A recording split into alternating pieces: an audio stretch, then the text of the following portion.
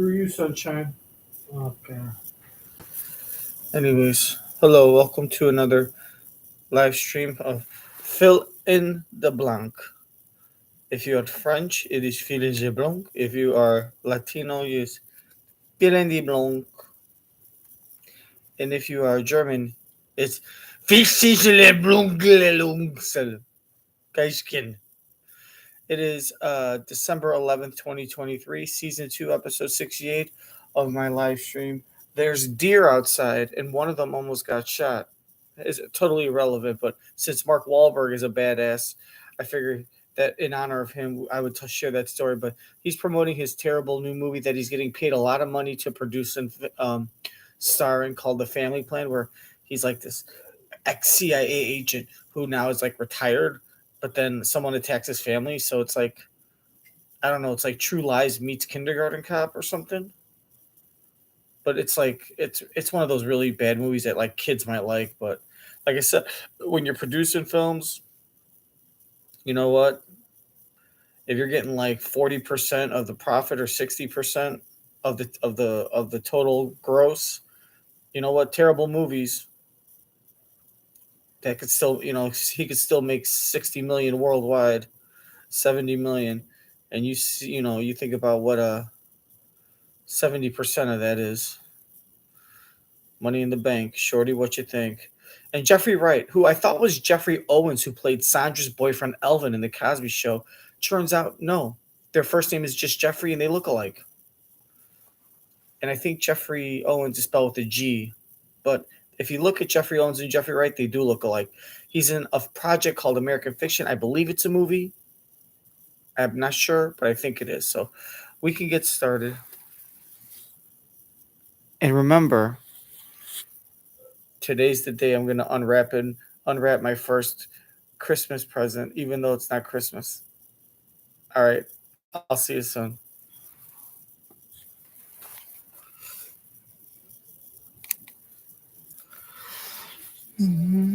Watch Cheryl Burton on ABC 7 Eyewitness News at 5. Live with Kelly Ripa.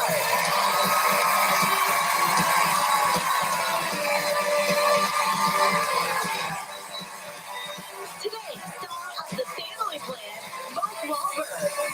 Plus, from the new film American Fiction, Jeffrey Wright. Also, the co-hosts check in with the viewers when they open up the inbox. All next on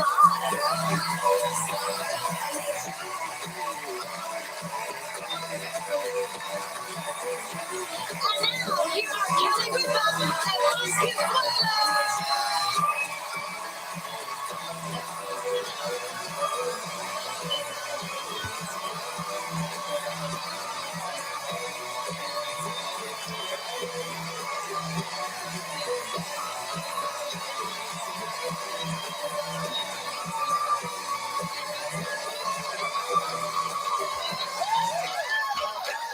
It's Monday, December 11th, 2023.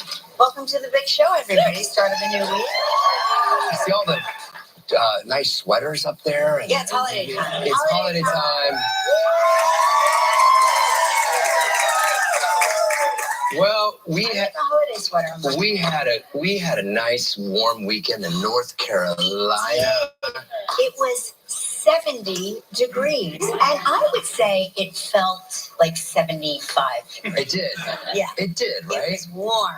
It was nice. We went to North Carolina. My sister got married, and I got to see my parents and my nieces. Here's a family photo with the bride. I took that photo. I would like to be very clear. And I just want you to zoom in on my feet. Mark left his shoes at the airport. So I left my shoes at the airport, and I'm searching for them in that. We're in the house, and I'm looking. And has anybody seen this bag? I want to see the picture one more time. I want to see if Mark's sister is hot. I would like to be. Oh my God, that's what his parents look like? That's the dude?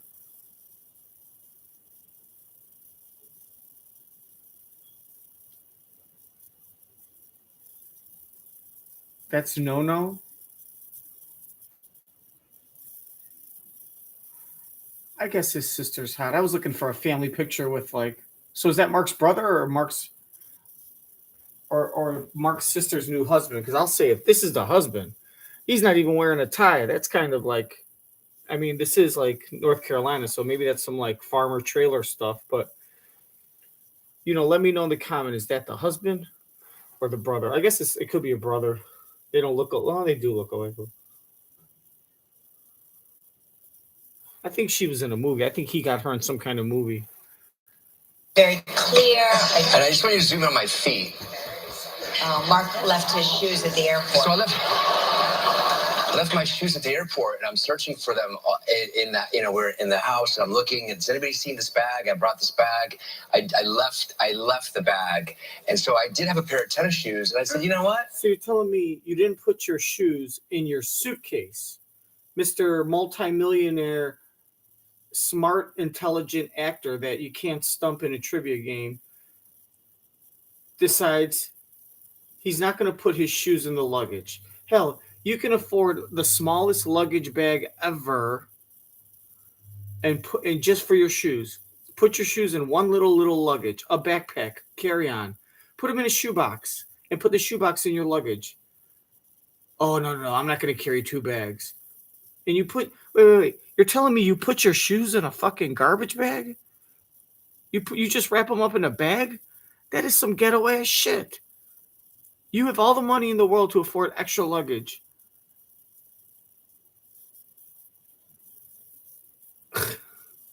And you go to the airport with your shoes in a garbage bag, and then you put them down, and then you get up and walk away and just like leave them there like a kid. Like that, the actions over words. You can say all you want. We all know. Everyone knows. Your wife knows. Your kids know. They're probably right now, like Lola's in London right now saying, "Oh my God, my dad, what a dumb."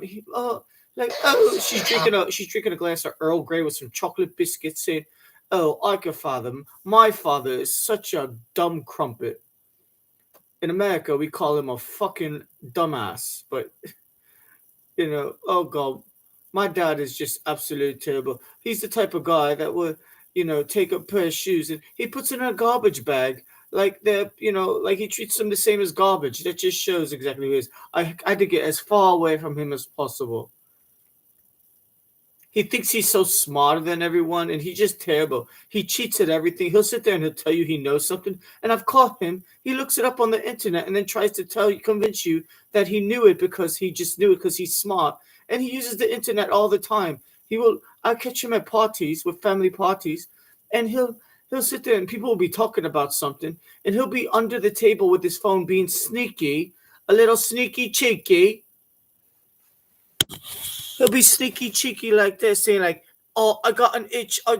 But he's sitting there Googling, like a television show that people are talking about. And then he'll scroll through and then he'll say, "Oh yeah, what about season 6 when Arthur had his hand amputated?"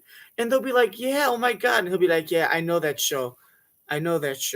Or they'll be talking about science and like, microorganisms. And he'll go and he'll Google like what they're talking about.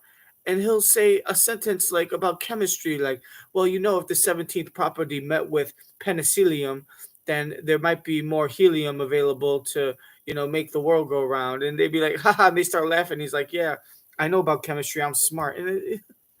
And so he's like, "Dude, you fucking put your shoes in a garbage bag. You left them in the airport. So all that shows with your actions is that you are a trailer park ghetto ass immature little 9-year-old forever and fucking ever. And this piece of work, you could have done so much better. Congratulations, you got good looking kid, but you got to fucking pay their way through fucking life. You got to buy your fucking daughter $1 million place in another continent to get away with you. You got to fucking make a generous fucking 7-figure donation, maybe 8-figure donation to Michigan to get your son in and on the wrestling team that he doesn't deserve. And then Michael's only getting work because mommy puts him in a project she produced, or Uncle Andy gives him a job at Bravo and overpays him what the market value is for his position. Like, none of your kids have earned anything based on their merit. Mommy, daddy, and their rich celebrity connections have hooked them all up. Good fucking work, you guys. You must be proud with your mouths open. You know what they're looking at? They're looking at fucking Gelman's little peanut sack, and he's like, "It's an almond sack." I took that photo. I would like to be very clear. And I just want you to zoom in on my feet. Mark left his shoes at the airport. So I left my shoes at the airport, and I'm searching for them in that, we're in the house, and I'm looking, and has anybody seen this bag? I brought this bag. I left the bag. And so I did have a pair of tennis shoes, and I said, you know what? I'm going to roll with the tennis shoes. They match, yeah. And All the hip kids are doing it, and I'm a hip kid. My nephew Alex's girlfriend Deanna and I decided to do a virtual workout the morning of the wedding. Everybody went for a run, and they're runners. Like, they run 8 miles and they run 7-minute miles. And we said, we're not doing that. That doesn't even sound like fun. Turn on Kelly's mic. Mark, turn on Kelly's mic. let me turn it on. You want to try, Scott? You're the guy. All this, you guys can't hear me? No one I'll cares. just yell. You guys are missing all this wasteless fucking Is words anyone I'm now? Can you saying. hear me? No. All right. Yeah, I'm just going to talk into this. Yeah, Or there you we can go. shut the hell up. Maybe it's a sign from God. Where was I? We're running 8 miles. We didn't want to run. It was we 7 decided miles, to do a virtual stupid. workout, which was so fun. It was a dance workout. It was forward space. We had the most fun time. The two of us are there. But as I'm working out in the room, I would throw my arms back and I would hit Mark. And then, as we were dancing around, I would kick Mark. And he was like hovering around us. And I said, do you need something? And he said, I can't find my shoes. Do you have my shoes? Yes, I have your shoes. I'm wearing them for this workout. Isn't my wife funny? You guys were right in front of the bedroom door, so I was going back and forth. So you guys were in my way. Here are my beautiful nieces, Lucci, Isabella, and Gabby. They were I guess they were the bridesmaids, right? They were the Yes, bridesmaids. no, Really, you guessed. yes. It was a wonderful weekend, and we had to get out of Dodge because there was so much weather coming our way here. Yeah, we had to Tornado. cancel our flight and move our Flight up. early. Yeah, it was windy. It was supposed to start raining down there in North Carolina. And it was... Listen, let me teach you something. If you move your flight up, right, it's not canceling. All right? That's called rescheduling. So you don't say we can't cancel our flight and then move it up. No. That's called rescheduling. Canceling means you had a flight and then you no longer have a flight. Canceling is like deleting, right? You don't have it anymore. Something you had planned, you no longer have planned, and you will not do it ever. If you're going to do it at a different time, that's rescheduling. If you have a reservation for a restaurant at 6 o'clock and you call and you change it from 6 o'clock to 8 o'clock, you are not canceling the reservation. You are just changing it. You are rescheduling. It is not a cancellation. Will you be canceling? No, we're going to change the time. Not like, yes, we will be canceling our reservation. Can we have dinner an hour earlier instead? Well, that's not canceling. You fucking people. Jesus Christ. Is it the New York life, the rich life, the spoiled life, the fucking all you do for 25 years is walk out and, spend 12 minutes reading off a teleprompter with some interns that wrote for me based on their latest internet search? Like, Jesus fucking Christ. Because there was so much weather coming our way here. Yeah, we had to cancel our flight and move our Flight up. Yeah, flight early. up. Yeah, it was windy. It was supposed to start raining down there in North Carolina. And it was really not that bad at all. There's a calm before the storm. It was the calm before the storm. Yeah. We were, when we landed, we expected it to be just chaos. And it was kind of mild and drizzly. And I went, mild and drizzly? This is like the greatest day ever. We can... Yeah, there are some lingering showers, but the heaviest rain moves out, snow falling north and west. Can you imagine? They think they're going to get about 6 inches of rain on Long Island. Can you imagine if it was snowing? It'd be really, really heavy snow. It should be snowing. It's December. It should be snowing. But I will say it was really nice. Yes. I don't know if any of y'all are from the South.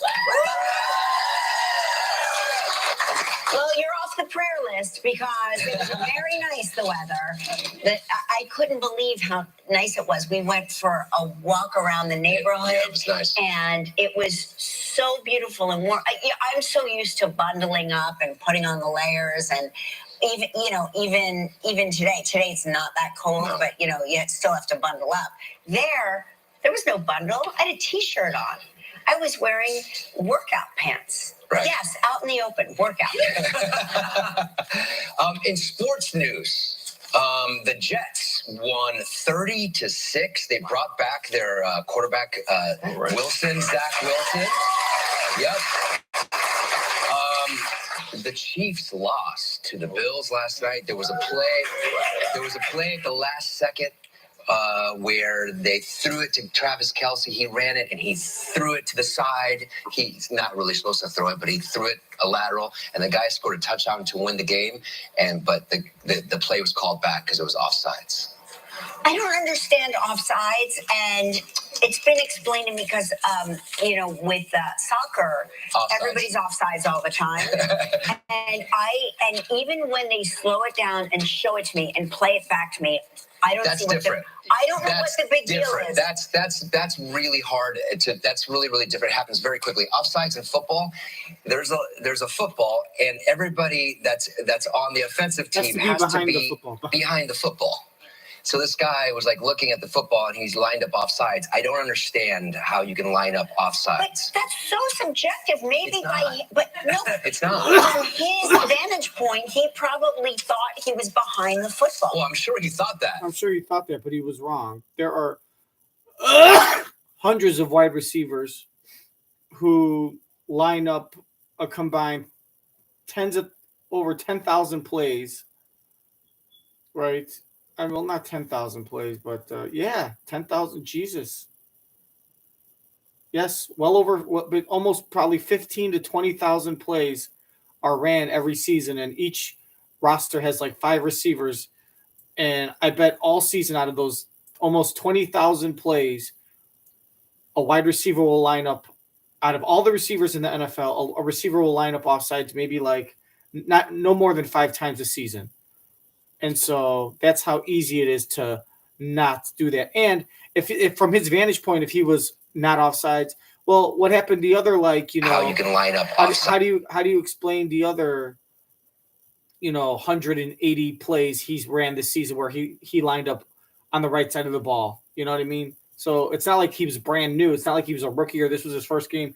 He's it's his 3rd year in the league, I believe, and it's week 14, and he never had a problem before. So you hush your mouth, Kelly. Lined up offsides. I don't understand how you can line up offsides. But that's so subjective. Maybe it's not. From his vantage point, he probably thought he was behind the football. Well, I'm sure he thought that. But today he knows he wasn't. And in other sporting news, our football team, the real football, our soccer team in Italy, won. Is everything okay over there? No, this show, we should just start over again. Everybody, let's start over and pretend we're live. Hey, we're live. Anyway, they won, and we are now you're in first place. Oh, really? You are in first place. I'm number 1? You're number 1. Guys, we're number 1. We are number 1. We've never been number 1. Let's see if she casually mentions again for the 9th time that I thought we were buying property like a house. And they start talking about being owner and get to their little Sonny and Cher routine. You notice he only talks about their soccer team in Italy when the team wins. Oh, and in football news, and soccer news or whatever, our team in Italy, Bomboso, they won 3-0, and we're in 2nd place or 1st place, or our team won. How come he doesn't mention every Monday what the team did on Saturday? He only mentions it random weeks, and every time he mentions it on the air, they always won. So are we to assume that the days he doesn't mention it is that they lose?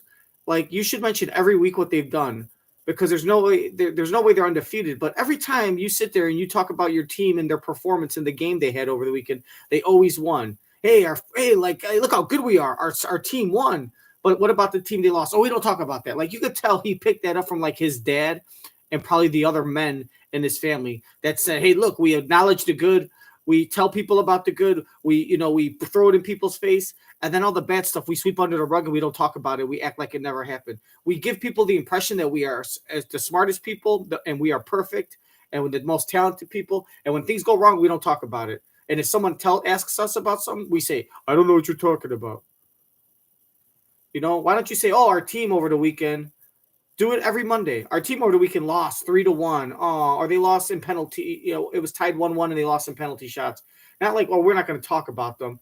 But you're trying to give everyone the impression that your team, all they do is win. But when they lose, you conveniently don't talk about it. That's a fucking dickhead scumbag piece of shit move. All right, so that's just stupid. It's just a fucking TV show. Your narcissism is fucking as high as a fucking tower that can crumble at any time. We've never been number one. Actually, that's not true.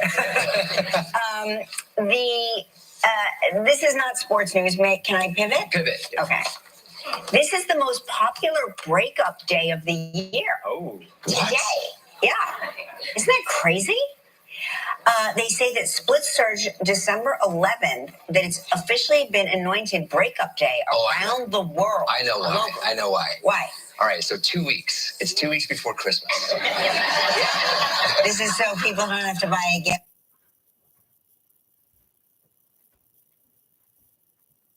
This is yes, it's part that. It's because you have people that are either serious and here's what's happening is either the one person in the relationship is wanting to introduce their partner to their parents and family this Christmas, and that's a sign that they're taking it seriously. And if the other person isn't taking it seriously, they're like, look, I don't want to meet your parents and have them get attached to me. Or maybe it's me, I don't want to get attached to your parents, because maybe if I get attached to your parents, I'll fall in love with them. And then I might end up staying with you because I love your parents and family. And then I might that's how you end up marrying someone that isn't your person and you're not happy. So it's either, okay, I don't want to buy you a gift, but that's stupid because you could buy them. There's no reason why if you want to stay with, the only reason to break up with someone is because of a gift. No, if you like them, there's no reason why you can't buy them a $10 gift. You could sacrifice that and just be like that. And if you have a partner that is expecting a $200 or $400 gift, then screw that person. You know what I mean? This is about commitment. This is because someone is taking is taking the relationship more serious than the other person, and is either wants to introduce you to their parents, is expecting an engagement ring, or just is starting to feel like, hey, maybe one day we'll get married. In your head, you're like, gosh, we've only been dating 6 months, but this guy's thinking, or this girl's thinking, we might be getting married in the next year or two, and I don't feel that. I don't want to lead him on and start, because if I go to meet his parents, then all of a sudden that's almost like acknowledgement of telling them like, hey, wink, wink, we're on the same page.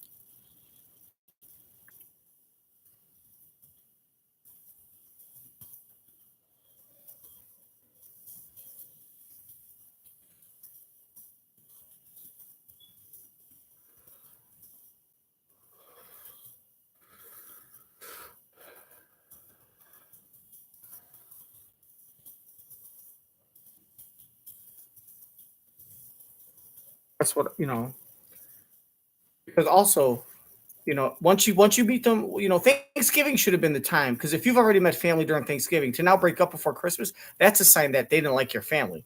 I met your family over Thanksgiving, they crazy, no thank you. I don't want to marry that. But it shouldn't be gifts. It should be because of commitment issues and saying, I don't want to, or if like this is going to be, or if we spend Christmas together, then that means we're serious. Like we just met in like August. You know what I mean? Or maybe we met in February, but once we spend Christmas, that's a whole thing. And now all of a sudden we're a serious couple because I've met your family, or we spent the holidays together and you give a gift, and to give you a gift and to give you a kiss and to make sweet love to you. I mean, we did Thanksgiving, but that's one day. You know what I mean? Or maybe Thanksgiving, you went to your family, I went to mine. But Christmas, you can't just casually spend Christmas together, because then all of a sudden, after that, Valentine's Day is right around the corner. There's New Year's and Valentine's Day. And these are all very romantic things that are like almost like unwritten symbols.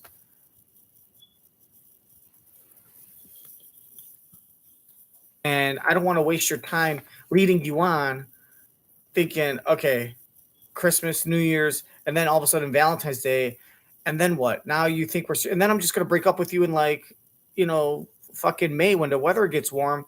And I basically want to sit in a warm couch. I want a fresh pocket. I want a hot pocket. Hot Pockets. I want a new, I'm tired of the ham and cheese. I want a meatball Hot Pocket.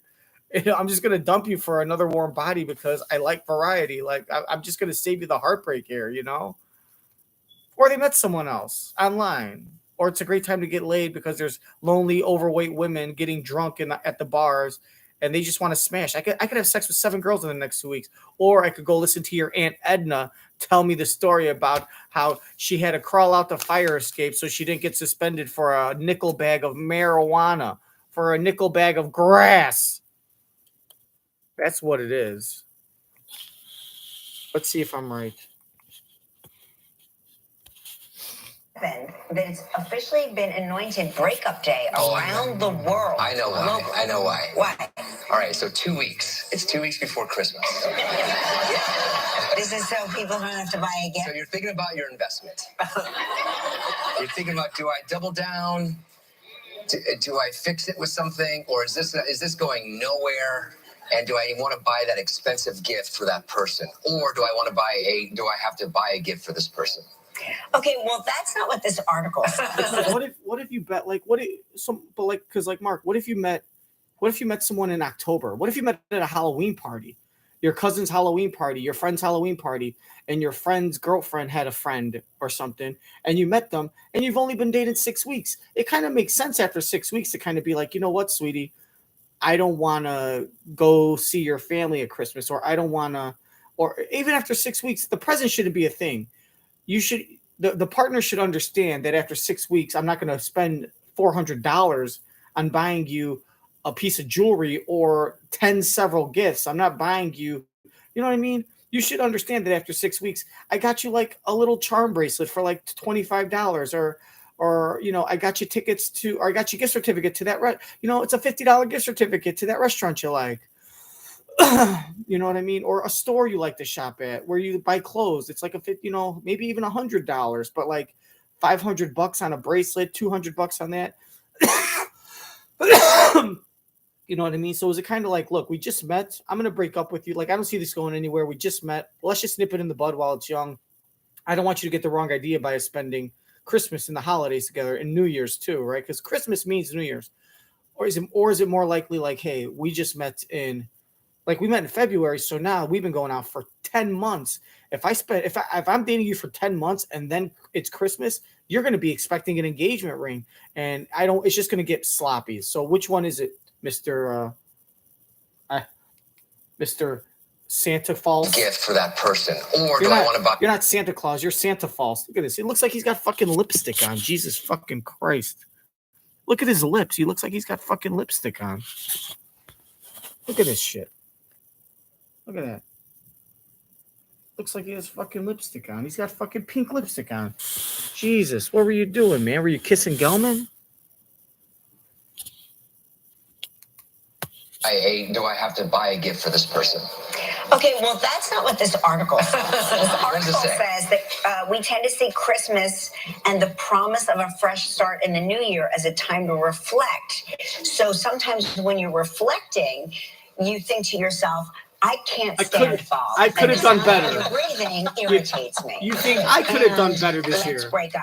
Okay. Let me start fresh next year and find a better replacement. Pressure to invite people that they're dating to holiday gatherings, and that feels like a rush to commit, to meet the family. That's everything I said. That's everything I said. And so that anxiety spikes the breakup. Sometimes it's like, I'd rather break up with this person than introduce him to my family.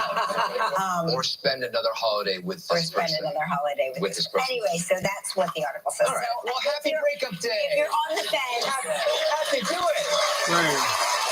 Right. We spent Christmas together last year. That was hell. There was nothing special about it. I gave you another 12 months. I still don't feel like I want to marry you. All I'm going to do is just, the more holidays I spend with you, the more I'm leading you on. We did Christmas last year. I met your parents.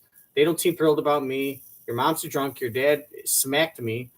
And, and I gave you another 12 months to show me significant improvement or to prove to me or for me to feel that this is something different, and it's not. So I'd rather just, eat barbecue in my pajamas and watch old Christmas films and by myself, drink some rum and chase it with some eggnog, and pull a little Penny from Big Bang Theory. Just drink shots of rum and then chase it with some store-bought eggnog. From the Silk Company, makers of vanilla almond milk. If you are planning on breaking up today, or if you're having trouble breaking up with your significant other, won't you reach out to us and we will do it for you here in the course of our show. We will close I'm out good the at show. it. I can do it. I ripped that Band-Aid right off. Listen, it's not going to work. We're seeing other people. It's not you. It's me and you.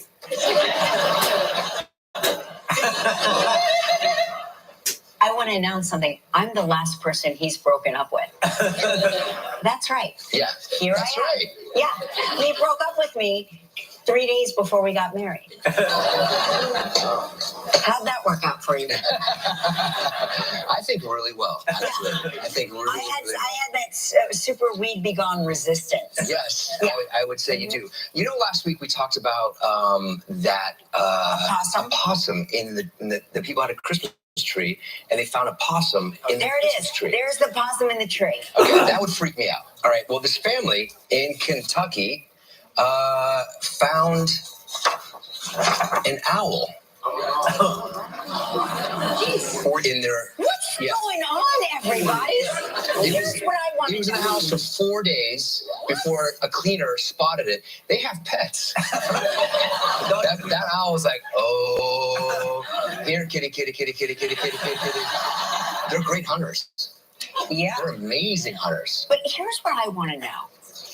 We all know when a Christmas tree, it doesn't just happen. Christmas trees don't just appear. You've got to go to either you've got to go cut it down yourself, or you've got to go to a place that sells live Christmas trees. They do the test where they stomp on with the base of the tree to see how many needles fall off, to see how fresh the tree is. Then they put the tree in that thing that twines it up with the twine. Then you got to hoist it onto the on the hood of your car. Right. Then you got to drive it home. Then you do the shake thing again. What are these animals doing? They're holding on tight. They're holding on really tight. They're going undercover. Anyway, I would not. Oh man. I know that you and Steve Patterson went and got a tree. Yes, we went and got a tree. And we had our dinner, by the way. Steve Patterson came over for dinner. If you've been following it, Steve Patterson is our meteorologist. He's not a meteorologist, but we call him that. He's a friend of the show. He does a lot of segments on our show. And he and Mark decided to go Christmas tree hunting. And then we decided to all have dinner together, which was... I should have filmed the dinner. It was really funny. We had a very funny night with Steve Patterson. But did you guys encounter any wild animals? No, our tree, you could see every little branch. You could see inside. It wasn't like a really big, it wasn't a full tree. It was really nice. It had a lot of character. A lot of character. A lot of character, this tree.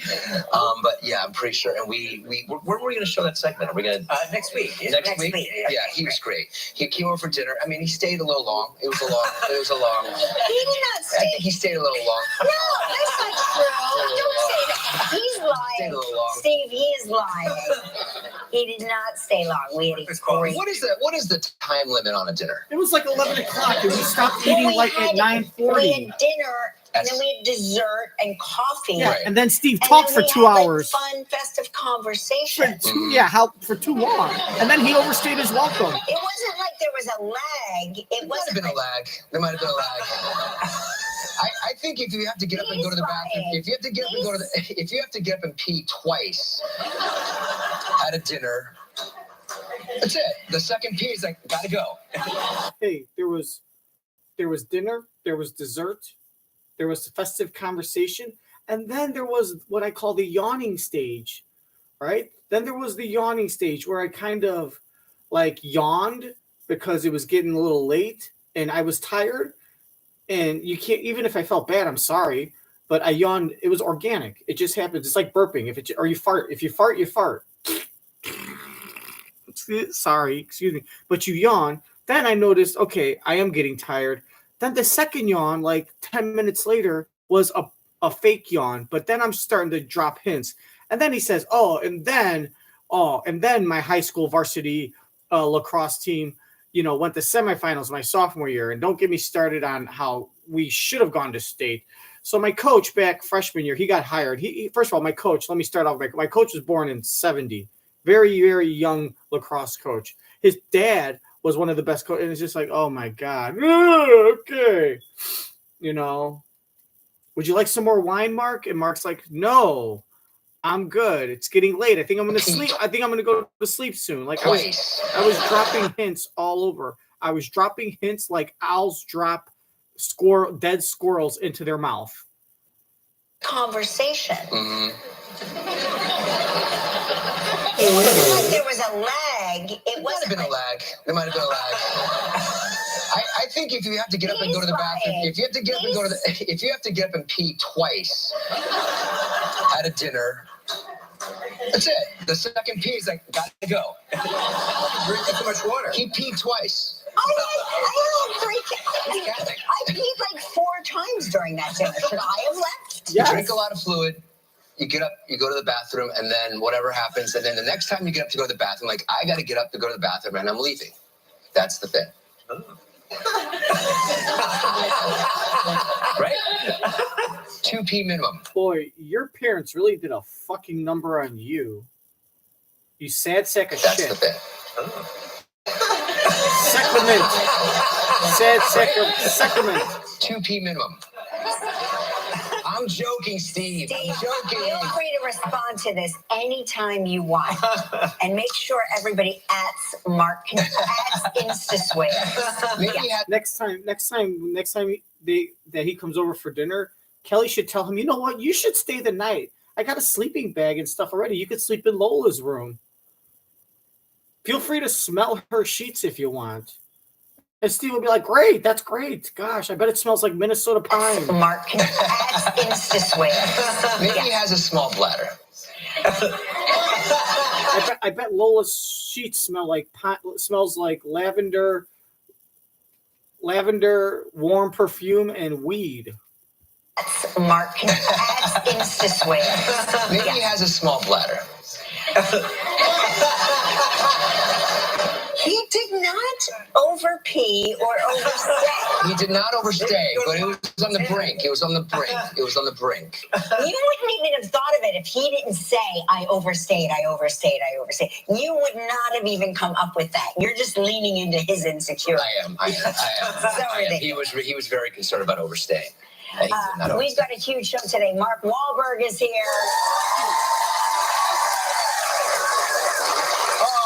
And Jeffrey Wright watched that movie last night. Jeffrey Wright's here. And it's time to get to the real reason you all showed up. It's time to play.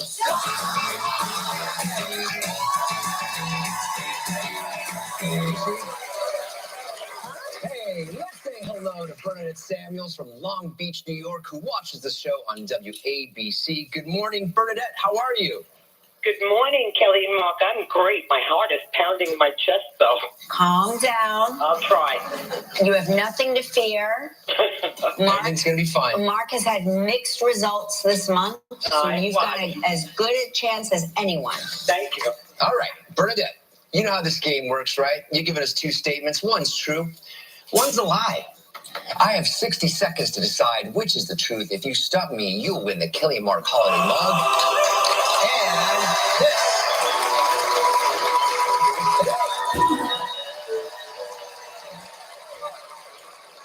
All right, Bernadette, here are your 2 statements. I have a plant that is more than 50 years old. Is it weed? Or I've been cutting children's hair for 35 years. Okay. So this is where I give my first impression guess. My first impression guess would be Steve, the meteorologist from Minnesota, with the annoying kids. I have a plant that is 50 years old. Sure, a lot of plants do that. In fact, I think my parents had a plant that was an old plant that he actually got from his uncle. I think my parents still have a plant to this day that my dad got from his uncle and the plant has been around since like the plant's like got to be like 70 years old. It's a certain type of plant. It's Hebius ficus genius marconius. I've been cutting children's hair for 35 years.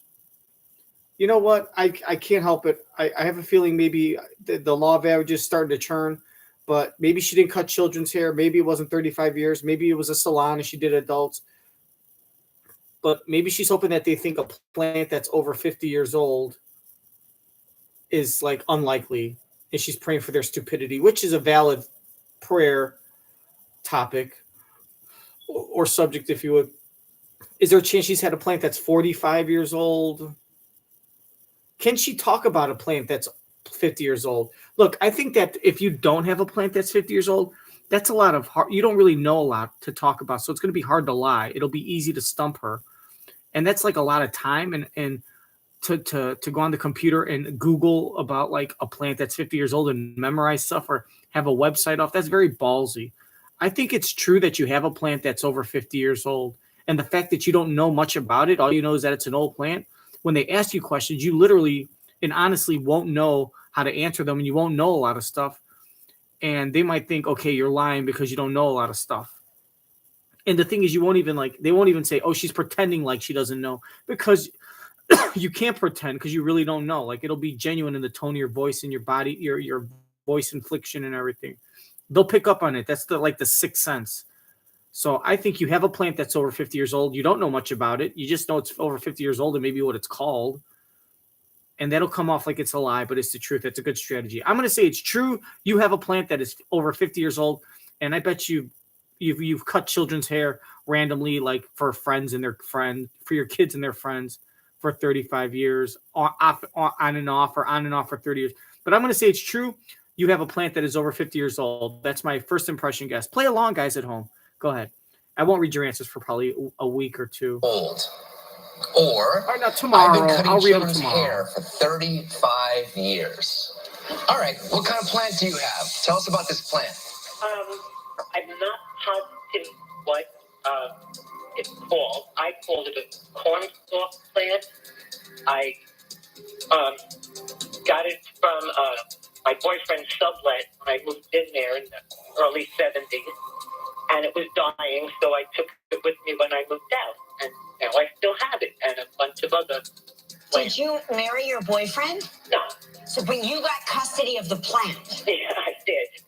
He had no interest in it. You saved its life. I did. Do plants live for 50 years, maybe? You know, I think I've had plants that long. Yeah. All right. Okay, that's good. Live, yeah. And tell us about this. You've been cutting children's hair for 35 years. Is it your own salon? Oh, no. I work for Little Clippers. Little Clippers. Oh, that's so cute. And are kids' hair easy to cut? Well, if you get them to sit still and they're easy to cut. What's your trick? My trick is an iPad or put them in a chair that looks like a car or distract them some way. Uh-huh. Okay. The biggest problems are the parents sometimes. Of course. That goes without saying. Yes. Oh, man. Tastes. I'm eating a croissant. I'm going to say I was leaning towards the haircut being a lie.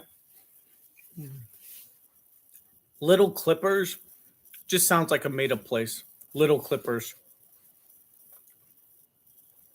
Now, I will say the iPad, saying that your trick is that your iPad, an iPad will put them in like a race car or a bed or a football field or outer space or something. That's cool.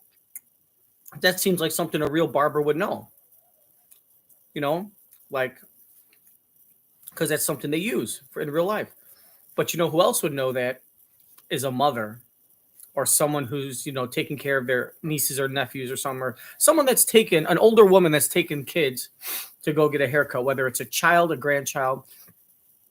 She seems a little older, so maybe she's got a grandkid. But she could easily know that because she's been to the barber with her kids or grandkids. And she's seen that. And that's how she knows about it. Little Clippers is a made-up name. But here's what really gave it away is when she said, when they said, is it easy or hard to, when Kelly asked, is it easy or hard to cut kids' hair? She said, if you can get them to sit still, it's very easy. Well, the correct answer is it depends on what type of hair they have. It's not about sitting still. So when Kelly said, this is what I would have said. Is it easy or hard to cut kids' hair? Well, it depends on their hair. Sometimes if they got really, really curly hair and they've let it grow for, a year, it's a little more difficult. Unless you're just shaving it off. But if you're trying to cut it, it's a little more difficult because you got to comb it out straight as you can, and then cut it. Because if it's all curly, all the hair's different lengths. So you can't just cut it at a certain time because you'll be making all the different strands of hair different lengths. So, and sometimes if it's a little coarse or a little thick, it could be tough to. It also depends on how often their parents, they wash their hair or the parents wash their hair. So sometimes if kids got really thick curly hair and it could get knotted up, that's difficult. But if it's just they have just straight hair and they get a haircut like once every month or 6 weeks, it's very easy. You just snip away. But the correct answer is not. It depends. Like they got to stay still. No, because a kid with terrible hair can sit still and it's still going to be a pain in the ass. So that doesn't make sense. That doesn't make logical sense. And remember, we're using logic and common sense. We're not asking for clues against our enemy because the enemy's lying to you. Logic and common sense will never lie to you. I'm going to agree with my first impression guest to say it is true that you have a plant that is over 50 years old. 52 to be exact. And I think Mark will get it right too, but what do I know? Goes without saying. Yes. He's a shocking woman. Hey, smart guy. I'm gonna go with the one that sounds really, really absurd. I'm gonna say that you've had a plant that is more than 50 years old. Oh, Mark, I really wanted that T-shirt. Sorry. Wait, did Mark get it right? Yes. Oh, now she gets the fake eye roll. Oh, wait a minute. Did Mark get it right? Oh God. Ugh. I'm so disgusted with you. Like, I'm for the people. Fuck off. Your little shtick ain't working anymore, sweetheart. It's getting boring. Look at this. Look at this stuff right here. Look at this. Ugh. The jersey look of disappointment right there. It's getting gold, sweetie. I'm doing wrong, December. How old is that plant? Or did you just make that up? 53. No, I didn't make it up. I had it since 1971. Wow. 52. Like I said, 52. Yes. Well, listen, that is good news in and of itself. Wow. I love it. Wow. Okay. Well, you didn't win the T-shirt or the mug, but you still have a chance to win a valuable trip. All right, it's time to fall into the holidays travel trivia.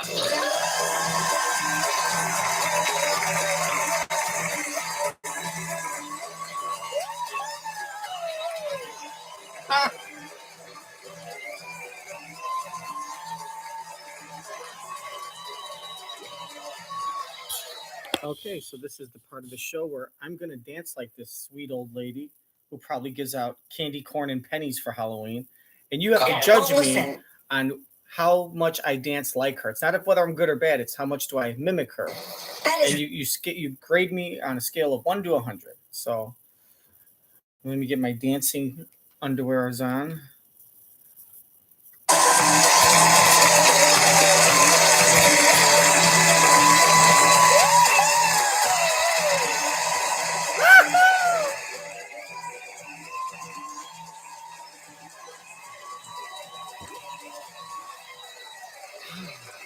That's Carol Stutz from Hopewell, New Jersey. Great job. Deja, spin that wheel to see what Bernadette's playing for. All right.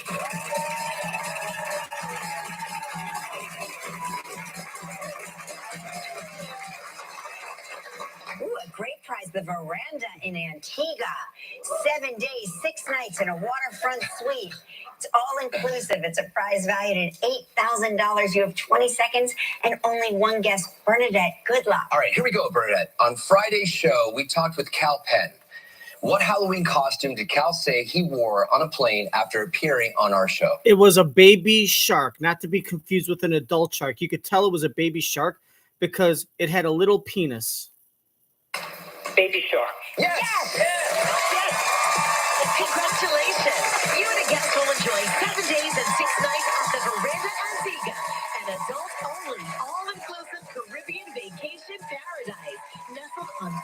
two, body jump. People, don't you know, it's about time. I am sailing on a boat. It is floating. About time. It won't sink. If it does, I'll be like the Titanic, and I'll turn to dust it up. Like a housekeeper, I won't stop. Oh yeah, you gotta move it and groove it and lose this song. That mug and t-shirt. You're going to Antigua, Bernadette. Shake that body for me. All right, now you get to help make the day of a lucky member of our studio audience who will receive a Roomba vacuum cleaner from iRobot. So please pick a number between 1 and 179. Well, because I got the plant in 1971, let's say 1,971. No, Bernadette, it's between 1 and 175. Then I'm going to go with 71. 19. Oh. 19. Yes! I picked the wrong half of the year.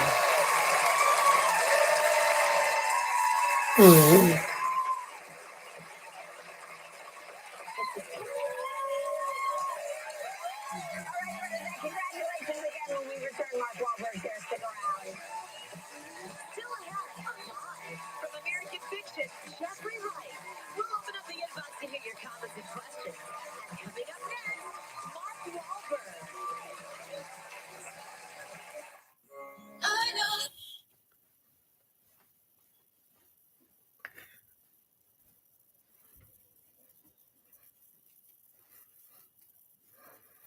That's what she does.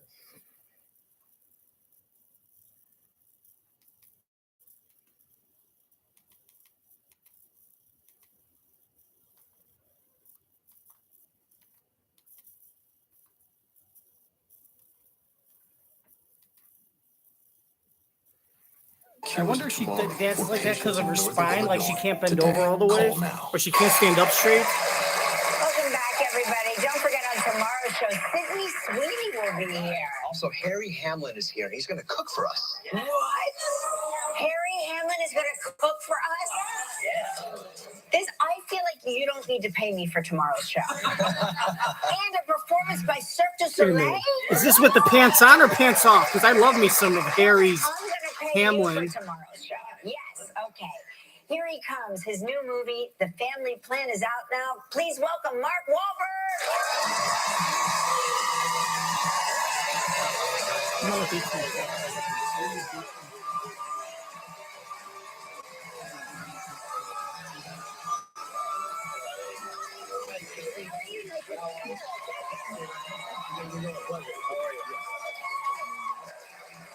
How's the family? Everybody's good. Everybody's good. Getting ready for the holidays? Yeah, well, my wife is getting ready for the holidays. Yes, exactly, yes. She does everything. I have one responsibility, get her something nice.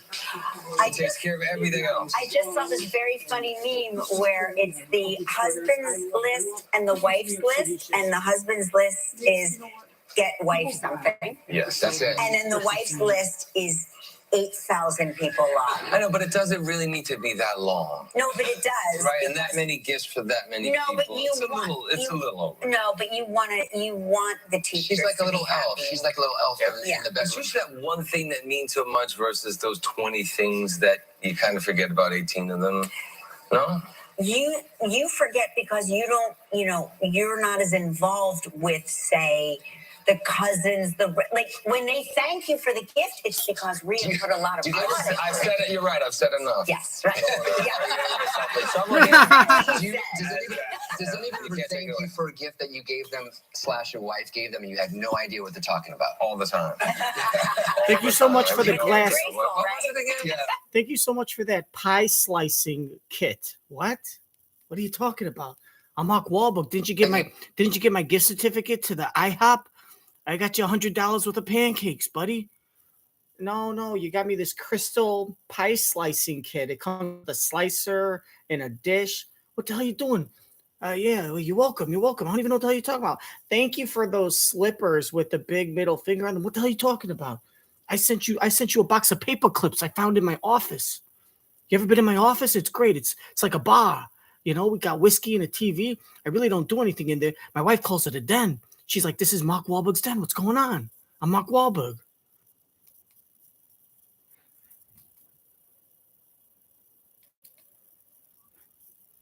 Someone You here. said what you said. Does anyone ever thank you for a gift that you gave them / your wife gave them and you had no idea what they're talking about? All the time. All the time. I have But no they're idea. grateful, What right? was it again? Yeah. So you guys moved from LA to Nevada this past year. How's that How going is for you? it? It's been great. It's been great. It really was the move about the kids. Obviously I've figured out lots of things for me to do there. I'm building a studio.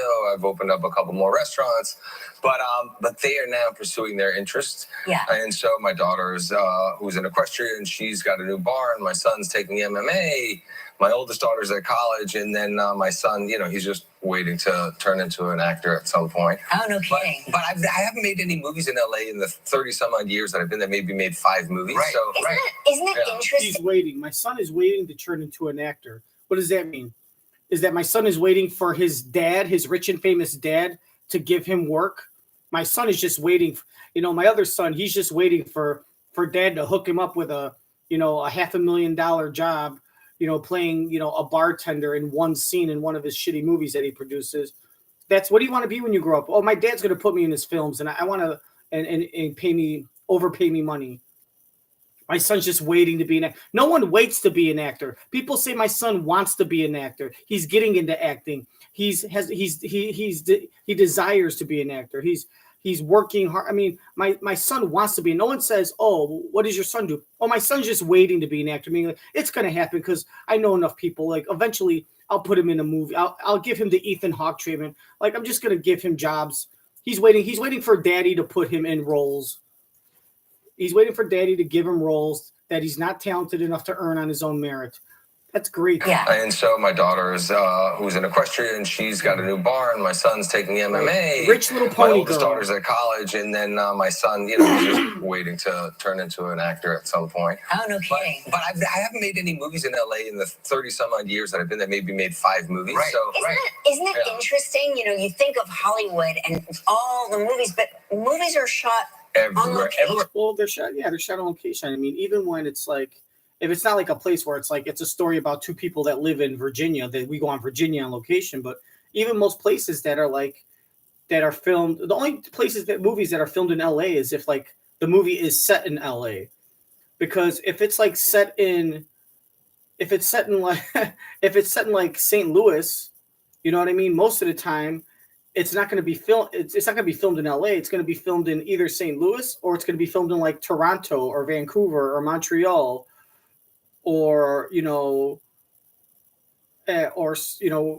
maybe some other city in the United States. And then they're just going to take exterior, anywhere it's cheap. If you could film in a house or a set in a studio in Atlanta or Orlando, that's where you're going to film it. And then all they do is they just get a helicopter and they take exterior shots of like St. Louis, or they don't even get in a helicopter. There's probably a whole bunch of clips on file. They just pull old aerial shots from like 10 years ago, 5 years ago of the arch and the skyline, and that's all they do. You see throughout a 90-minute movie, you'll see 2 minutes of exterior shots of St. Louis. They'll show the arch, they'll show the Mississippi River, they'll show like Busch Stadium, and then all of a sudden you're in a kitchen, and that kitchen you're in is in fucking Idaho. You know what I mean? LA is mostly TV shows where they have the studios like NBC and stuff. Made 5 movies. Right. So Isn't it interesting? You think of Hollywood and all the movies, but movies are shot everywhere else. Everywhere. But I always made it about me. Oh, I have to be here for work. Right. And then I realized, well, I don't really have to be there for work. You can be anywhere. But was that hard for you to leave LA? Acknowledging that maybe it's not so much about you at that point? You know what? It was eye-opening. Let's just say that. I didn't realize how selfish I'd been for such a long time. So you move out there, and the people that work for you guys. So your kids and your wife are like, "Sweetie, let's move. Let's go live somewhere else. We got a whole beautiful country." And he's like, "Sweetie, I got to be here for work. All right, I'm an actor. This is what puts food on the table. All right, this is what pays for the kids' equestrian events. I got to give our lazy sons acting jobs because he's fucking a nepotist little fucking shit. I got to live in LA where I'm for work, baby." And it's like, you filmed 4 films in Canada last year, but this is why I got to be for work. What if someone needs me? And the whole time you didn't need to be there for work. You were in LA because you liked looking at all the young women's asses. You liked holding auditions for young models and telling them that if they audition well, you'll put them in your database for upcoming movies. That's what you like doing. You like walking along Venice Beach and checking out all the boys oiling up their nipples and lifting weights like Arnold Schwarzenegger, right? Yeah, I know, Mark. Sure, babe. Acknowledging. And of course, he goes to Vegas where there's more hot young chicks walking down the street in like, so much about you know, flamingo costumes. You know and what? shit. It was eye-opening. Let's just say that. I didn't realize how Dancers self-made walking it down was. Rainbow So Boulevard you moved with their out there, butt cheeks and the hanging out of a people that G-string. work for you guys, they also moved out there. How was that transition? Quite a few people have moved out. You know what? It's been great. I mean, you know, somebody who was living in a 2-bedroom studio apartment now has a 6-bedroom house, and I mean, the cost of living is obviously less expensive, is more affordable all the way around, and you know, so everybody's been very happy. At least they tell me that they're very happy, and more people have come since. So hopefully, once we build a state-of-the-art studio, we'll be able to bring and attract a lot. Is there anything you see wrong with what Wahlberg just said with this last statement? I'm going to test you on this one. Living in a 2-bedroom studio apartment now has a 6-bed. Listen to what he says. People have moved out. You know what? It's been great. I mean, you know, somebody who was living in a 2-bedroom studio apartment now has a 6. Okay. You could put in the chat. He just said someone that was living in a 2-bedroom studio apartment. A studio apartment is an apartment with 0 bedrooms. It's a studio apartment. There's studio apartments. There's 2 bedrooms, 1 bedrooms, and then 0 bedrooms. 0 bedrooms, otherwise known as a studio apartment, is an apartment with no bedrooms. There's no such thing as a 2-bedroom studio apartment. So, Boston. This is what happens when you got the money, but he didn't go to high school. No one taught him what a studio apartment is because he never had to live with one. He lived in his mom's house, and then he got modeling money, and he lived in probably like an apartment or a house with his buddies, and then got his first place when he was like 20 with his Calvin Klein money. So, no such thing. No such thing, buddy. Nice try, though. Hey, what do you want? I tried. I was busy selling drugs and stealing cars. I didn't know anything about apartments. I wasn't living in apartments. I was robbing them.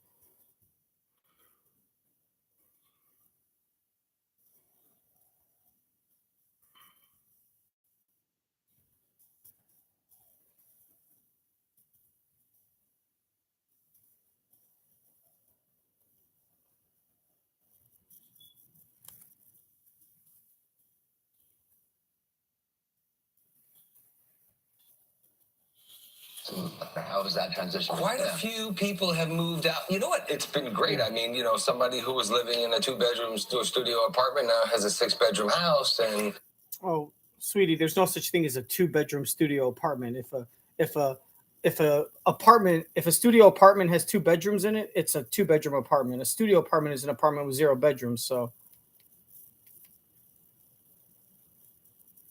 and if you're saying that someone that lived in a 2-bedroom or a studio apartment, and if you're talking about a condo, I'm pretty sure a studio condo to buy in LA might cost like, I'm going to sit here and say it might cost like $400,000.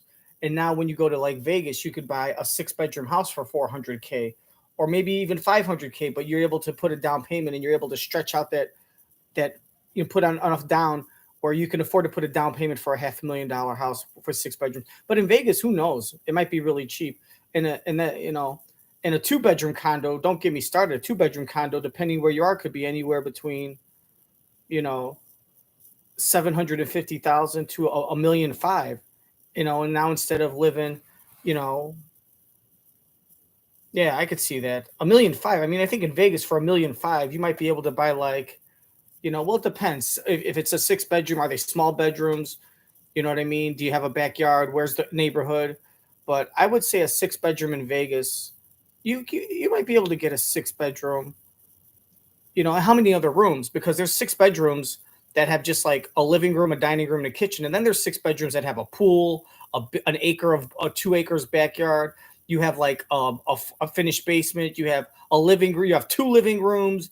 You have like a family room. You have like it's all about the square footage. But if it's a small 6 bedroom with just like a living room, a kitchen, and a dining room, and that's it, that could easily be like that could easily only be like in Vegas, especially if you're like outside of the strip. That could be like $500,000, and the $500,000 will get you in Vegas, and it might, $500,000 might get you like a 2-bedroom studio, or a 2-bedroom studio, a 2-bedroom apartment, a condo, and maybe, or a studio. I guess a studio. You're looking at $500,000 for like a big studio condo, not like a small efficiency. We're talking like 1,000, 1,200 square feet, but it's a studio. It's a big 1 room, and the big 2-bedroom apartments, those could be like $1 million if you're in the right neighborhood, 800,000. And in Vegas, you can get that. Yeah, you do the math. So basically, a 6-bedroom house in Vegas with not a lot of space is going to cost you about $500,000, which is the same as a studio apartment. And then $1 million place that's a 6-bedroom has like more, is a better neighborhood, maybe a gated community. You have more land, you have a pool, maybe you have a basement, and the bedrooms are bigger.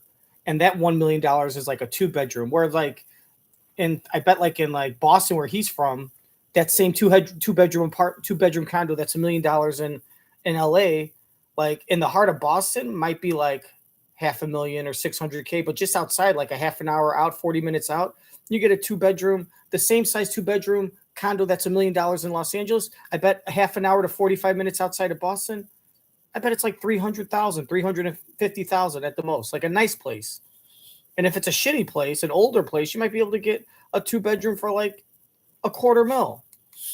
I don't know anything about real estate. Mark knows all about that because he knows everything about everything. Hopefully, we're going to create 10,000 jobs instantly. So. Will it be called the Hopefully, this is all bullshit talk on television, like a politician. Well, hopefully, we're going to do this and that. Living in a 2-bedroom studio. And then once this show ends and we go and we either have sex, we eat, take a shit, or go to work, guess what?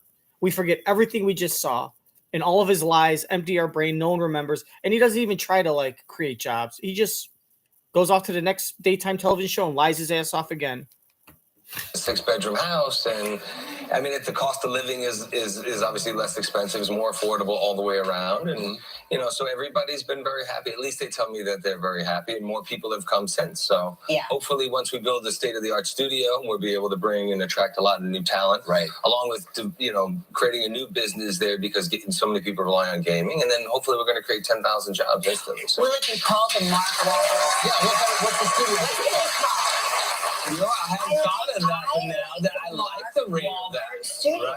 Now, I have found quite a bit of inspiration from my dear friend Tyler Perry and what he built, but I think it should be my dear friend, the billionaire. Yeah, your dear friend. Wink, wink. That means he's keeping the line. He's keeping the line open for business ventures and investments together down the line. Very happy. At least keep your friends close and your enemies closer.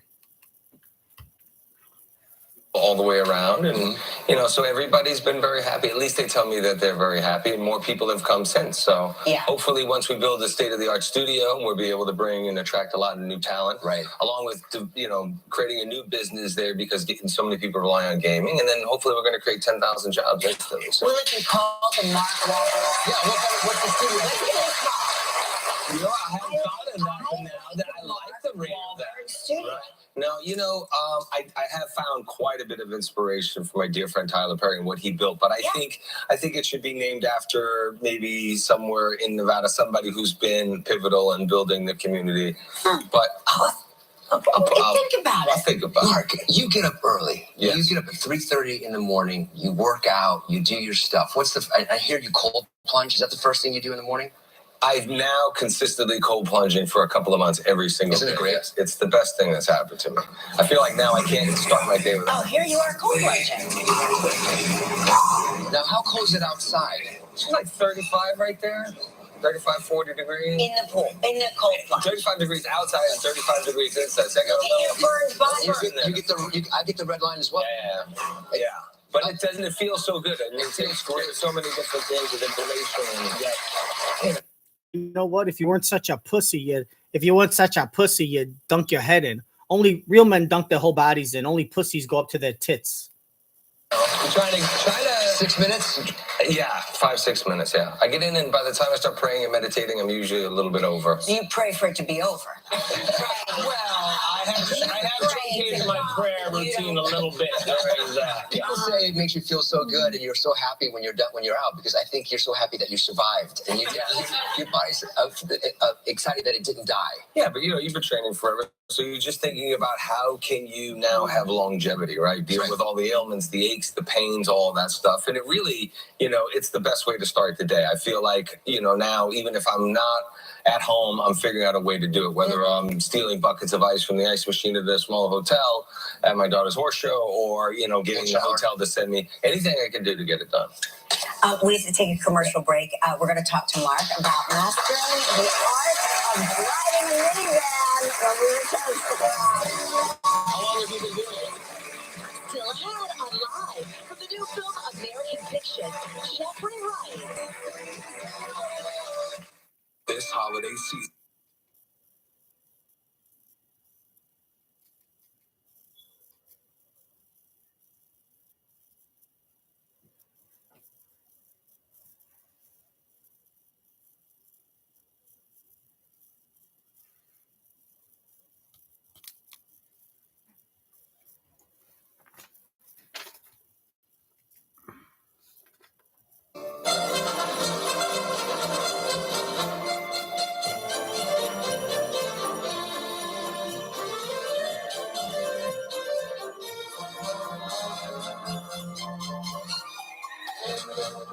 And why Vegas? I know it's not Europe.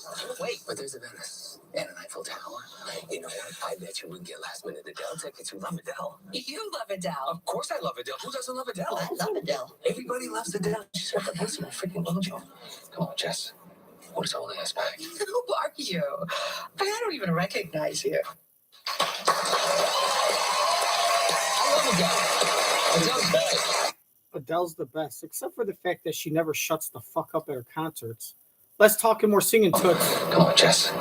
What is holding us back? I didn't fucking pay $800 to hear your views on, the rice famine in South Korea. Like, give me a break. Who are you? I don't want to hear about your story. I don't want, I didn't pay $300 to sit in the nosebleeds and standing room only to hear you, talk for 20 minutes about your best friend in 7th grade and how they stole your mom's coffee cup to make meth out of it and ended up breaking it. And now we'll never know if my friend would have been in jail, and like how you used to comb your hair like the Brady Bunch. No. We don't need that. I don't even recognize. Come on.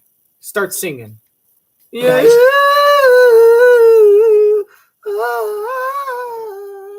Yeah.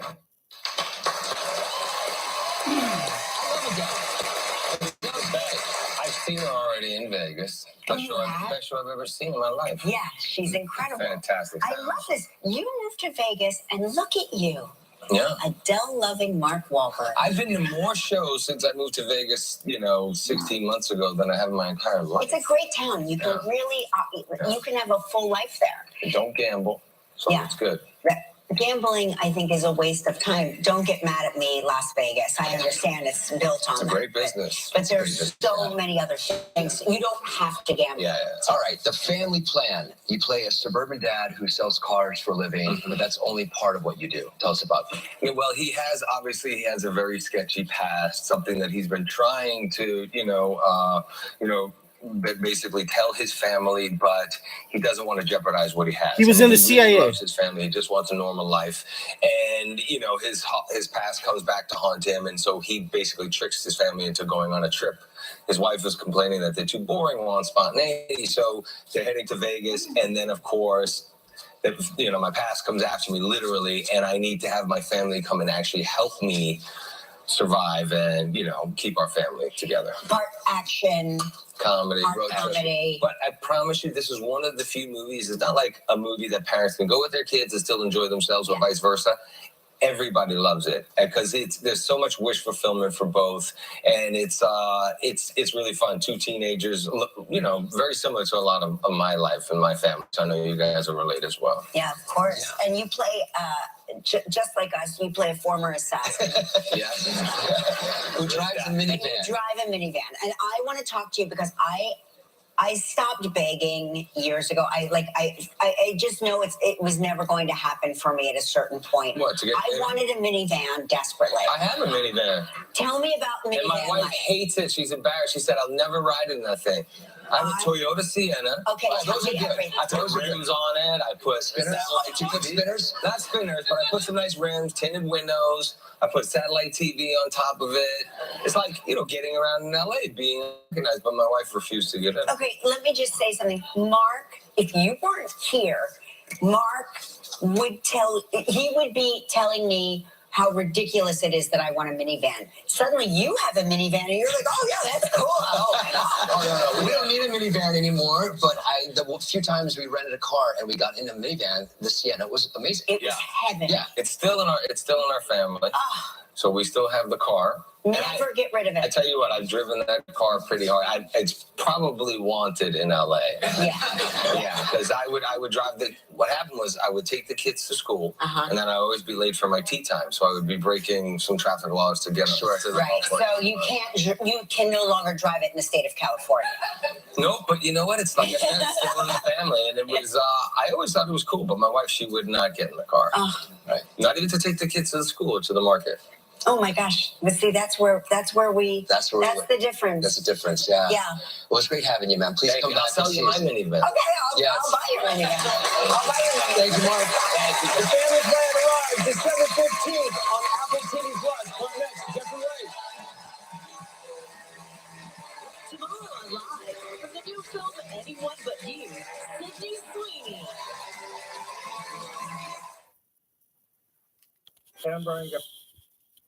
Sydney Sweeney. She was just a marketing genius. She's a marketing genius.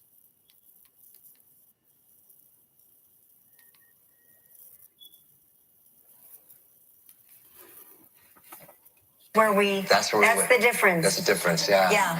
Well, it's great having you, man. Please come back. I'll sell you my minivan. Okay, I'll buy your minivan. Oh boy, what did I miss? Was I would take the kids to school, and then I always be late for my tea time, so I would be breaking some traffic laws to get to the right. So you can no longer drive it in the state of California. No, but you know what? It's like I said, it's still in the family. Oh my God, what's the whole point? Just gonna fucking rewind it. But the few times we rented a car and we got in a minivan, the Sienna was amazing. It was heaven. Yeah. It's still in our family. So we still have the car. Never get rid of it. I tell you what, I've driven that car pretty hard. It's probably wanted in LA. Yeah. Yeah, because I would drive So the family plan. Hey, what's going on, everyone? It's Mark Wahlberg. Check out my new movie, The Family Plan.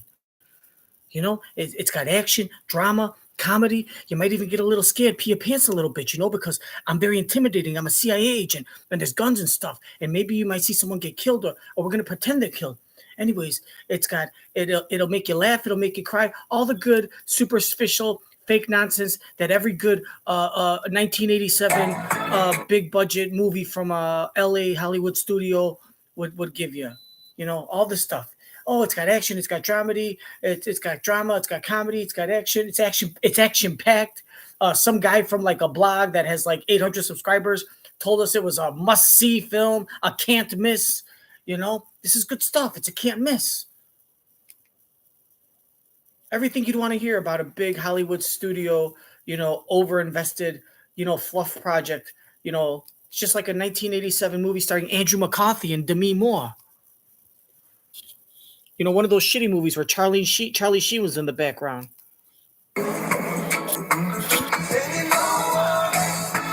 Oh my God, this girl's butt.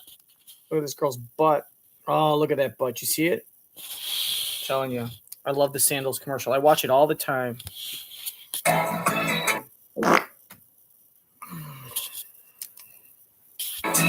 Excuse me. Welcome back. Here comes an award-winning actor. He's work includes Westworld and the films Asteroid City and Rustin. Now he plays a frustrated novelist in the new film American Fiction. Please welcome Jeffrey Wright.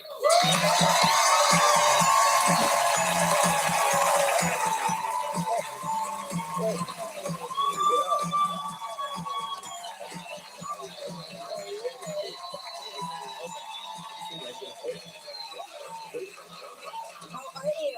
I'm doing pretty well. How are you? You just had a birthday? I did, yes. Did you celebrate? I celebrated by getting on an airplane and flying from Los Angeles to Washington, D.C. Oh. Which actually was cool because I'm from D.C. Okay. We had a screening of the film on the 8th, the following day, and a bunch of family was there. And we went out after amazing. it. That's we great. celebrated. It was nice. So you grew up in D.C. I did. You're a big football fan, yeah? I am. You went to those games a lot? Do I watch them? Did you go to those games a lot? As a I kid? grew up at RFK Stadium. Pretty much. My mom had season tickets from 1971, I think. Obviously, you had some good years. We were kings once. When he says, yeah, I celebrated by going from LA to Washington, D.C., and I flew there, so we had a little screening of the movie. When Kelly says, I want to play translator. When Kelly says, oh, that's amazing. Oh, that's amazing. That sounds great.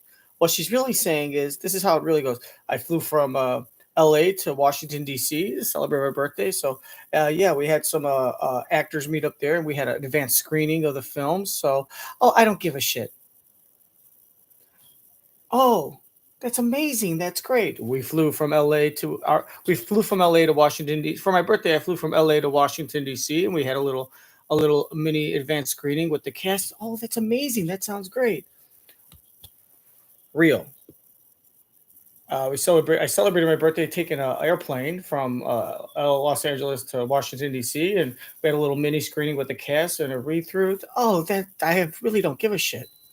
Oh, I don't care. That's what she means. Really, I don't care. Oh, that sounds boring. I don't care. That's what she means. Actually, it was cool because I'm from D.C. Okay. We had a screening of the film on the 8th, the following day, and a bunch of family was there. And we went out after it. That's we great. celebrated. Oh, amazing. That's great. I don't care. That's what she means. You grew up in D.C. I did. You're a big football fan, yeah? I am. You went to those games a lot? Do I watch them? Did you go to those games a lot? As a I kid? grew up at RFK Stadium. Pretty much. My mom had season tickets from 1971, I think. Obviously, you had some good years. We were kings. Well, when they were in DC and they played at RFK, she had season tickets, and then when they moved to Maryland, she was getting older. She didn't want to travel to Maryland. She wasn't going to move to Maryland, and just the hassle of keeping them and then trying, because she could have kept them and maybe sold them, but she didn't want to put up with the hassle of 8 times a year trying to sell tickets and deal with getting a profit. It wasn't an easy sell. It's not like you could just say, hey, I got tickets to the game they were the Redskins back then, but to the Washington game, and who wants them? And within she can't just say on Monday, I got tickets for the game, and then just by Thursday someone's going to call her or hit her or I mean, back then fax her. It's not like there was a line of 20 people. So she could just every game someone was calling her saying, hey, you got those tickets available? Yes. Well, I'll pay, 4 times face value.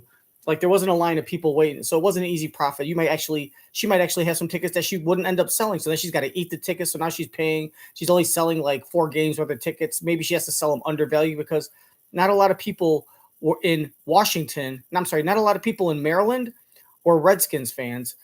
A lot of them were Ravens fans. So it's hard to sell Redskins tickets to a population that is mostly Baltimore Ravens fans. And it's hard to find Redskins fans that are willing to travel. So it just wasn't a good investment to keep. Thanks, Jeffrey. Oh, that's amazing. That sounds great. We were kings. Now, we're rebuilding. It's been tough for us. But what do you think about Magic Johnson? Ownership is very serious about rebuilding that franchise and the culture there. In fact, I know Josh Harris, our new owner, from summer camp. Because we used to play with each other's wieners in summer camp. We slept in the same bunk bed, and when the lights were off and everyone was sleeping, he would crawl down to my bunk because I was on the bottom, and he always used to say, oh, I never liked being on top. I was so sick of being on top. You know, he always said, I never liked being on top anyways. And then we would cuddle and stuff. We only got busted once, but we said we were like playing Star Wars. and the camp counselor believed it. Of course, he was gay too, so I think he knew. But anyways, those are my memories with me and Josh Harris. And now he's a millionaire and he's funding all of my projects. Because I'm blackmailing him because his wife doesn't know. Are you kidding me? Yeah, we went to summer camp together. His brother and I were in the same cabin. Josh is a couple of years older, so I guess I was 8 years old and he was 10 or something. That must have been some camp. You all did very well for yourself. Camp Minnehaha. Camp Minnehaha. Yeah. Did you don't know Camp Minnehaha? Wow. Okay. Did you ever get on the field as a kid? Did you ever get to get that close? Well, the stage was my field. I was with my aunt. I was raised by my mother and my aunt. My mom worked later hours than my aunt, so my aunt would pick me up from school often. She, at the time, was head of pediatric nurses at DC General Hospital, so early hours. And so she picked me up one day. We went shopping one Friday, and there's a box there. You know, said you could be mascot for the team. You know, she said, Jeffrey, put your name in the box. I filled out the thing. I put it in. We got a call a few weeks later. And I won this contest to be the official mascot of the week for the team in DC. No kidding. And there he is. Yeah. There I am. Oh, do you think you only got the job because you were a little boy of color and they were trying to show the world, like, look, we like black people here in Washington, D.C.?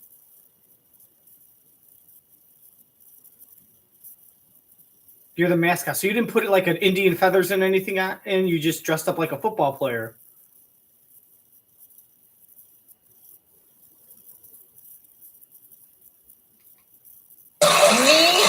Is there a chance that maybe you were the only person that put your name in the box and that's why you won? Because like it's 1972. You think you think they're choosing a little boy of color to be the mascot, and they didn't even dress you up like an Indian. They probably thought like, oh, he probably wears feathers all the time. Let's put him in a little uniform. Like we got this old one from the midget game we used to run. You know, that's probably what they did back then. You have been adorable your entire life. Oh my goodness. Well, so you got to be on the sidelines, beginning of the game. And they announce your name, and you run out on the field and sit in the end zone and watch the game. We beat the Cowboys 24-20. Incredible. But the only thing I could think when I was running, I remember to this day, I was like, "Don't fall on your face, Jeffrey. Don't fall on your face." It was pretty special. It's amazing that at that age you had that cognitive thought. You never want to fall on your face in front of 55,000 people. Even at 6 years old. Well, I'm glad they got the ownership because the NFL's better when that. So did it suck though? So you said in the end zone, which is great because you're on the field, but then does it suck when the plays are going on, when all the action's on the other side of the end zone, they're like 100 yards away and you can't see what's going on? You're like, what the hell? Pretty special. It's amazing that at that age you had that cognitive thought. You never want to fall on your face in front of 55,000 people. Even at 6 years old. Well, I'm glad they got the ownership because the NFL's better when that team is good in as competition for other teams. That's one of the great franchises in all of sport, and it is also for Washington D.C. The Eagles. That maybe people don't appreciate was that team did something that no other entity in the city did, and that was unify people. That was that they successfully named their team a racial slur and had everyone cheering for it. That's never been done in history.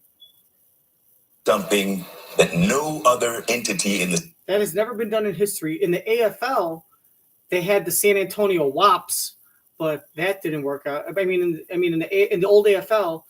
In the old USFL, for 2 years, they had the New Jersey Wops, but that didn't work out. So, city did, and that was unify people across. And that's we need so much of that now. I mean, across political spectrum, everybody came to RFK Stadium, gathered around this thing. And we won. It was just beautiful. It was an intimate stadium. It rocked. And there was just a warmth there. And, I'd go with my mom and my aunt and some of best memories of my childhood were there. Oh, incredible. Right, listen, we need to take a little break. When we come back, Desmond talks about what it takes to write a bestseller. Stick around. Answer follow to the holidays web trivia, and you can have a chance to win the Roomba i3 Plus from iRobot. Just go to livewithkellyandmark.com to enter today.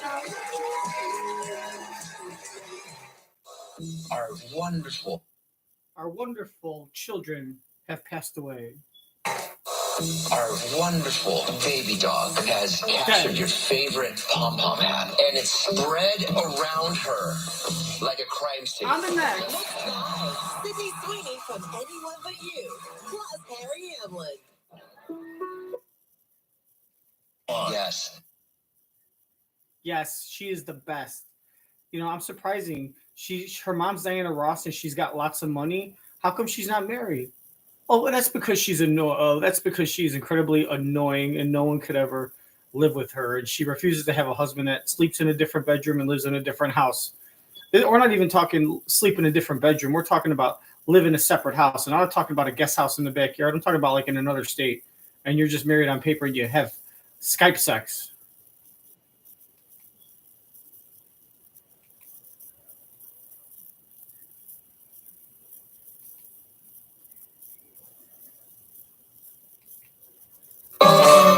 You're a mean one, Mr. Green. It's Broadway's #1 holiday hit musical, Dr. Seuss's How the Grinch Stole Christmas, the musical. December 19th through the 31st at the Cadillac Palace Theater. Get tickets at BroadwayInChicago.com.